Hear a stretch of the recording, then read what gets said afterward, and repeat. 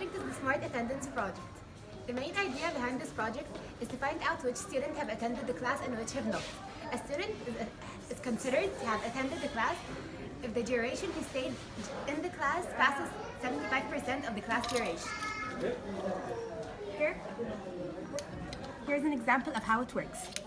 Now the instructor has entered the class. Student 1 has entered. Student 2 has entered. But then student 2 leaves the class.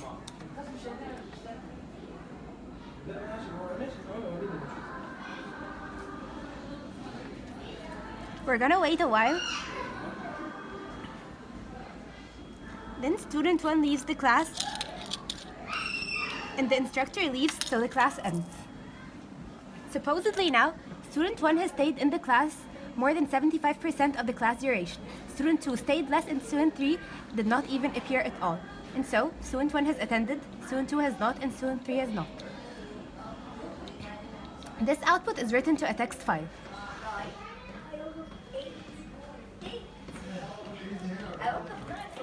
Now, Abdurrahman is gonna show. This is the RFID. We use the RFID to read information of an ID card. We have 4 ID cards, 3 for students and 1 for the instructor. The RFID when it reads the information, and each card has a unique ID that we read from in the code and then allow the student or instructor to enter. For example, this means that our code has detected the ID of the instructor and has allowed him to enter the class. This is student 1. This is student 2. And then the student can use the card to leave the class. Yes. In our project, we also simulate an alarm system. This is the smoke detector, and this is a buzzer.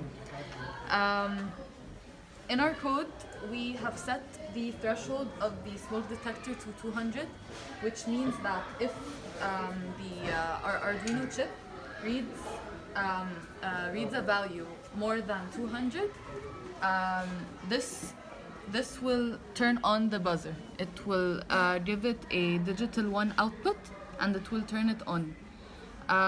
This is because we read the smoke detector as an analog input, and so if it reads an input more than 200, then we use this to turn on the buzzer system. We can't simulate this right now because we're in a non-smoking area. However, this is what our alarm system. This is how our alarm system works. In this part, we will talk about the LEDs that we created that display the doors in the classroom. First of all, we will get the instructor inside the classroom, but before we do that, the red LED is high because we don't have any person inside the classroom. When the instructor is inside the classroom, the door is open for a while and then closed. If you want to get a student inside the classroom, the door opens for the student and then will be closed again. And then if we want to get a student outside of the classroom, the door is open for a while and then it will be closed. And now we will get the instructor outside the classroom, and then the door will be closed again, simulating that there's no one inside the classroom and because the instructor got out of the classroom. Now we will have another example. If you want to get a student inside the classroom without an instructor inside the classroom, the door will be opened and then closed, but we do not count the student inside the classroom because the instructor is not inside the classroom. In case of a fire alarm, the door will be opened until the fire alarm is the buzzer stops because it's open for anyone to get outside the classroom for safety, and then will be closed again.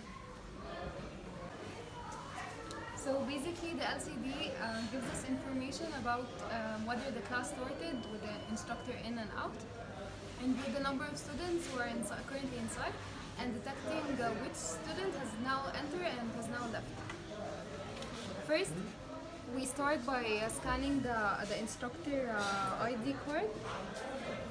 And this indicates that the instructor is in, which in turn means that the class has now started. And the students can enter. Student 1 now enters. It's indicated in the LCD. And the current number of students in the class is 1. Student 2 now enters. It's indicated as well. And the number is changed to 2. If the student number 2 leaves the class, the current number of students in the class is reduced by 1. Student 2 enters again. And student 1 leaves. And then the instructor leaves the class now, indicating instructor is out. And this means that the class is now over. And this is how the LCD works.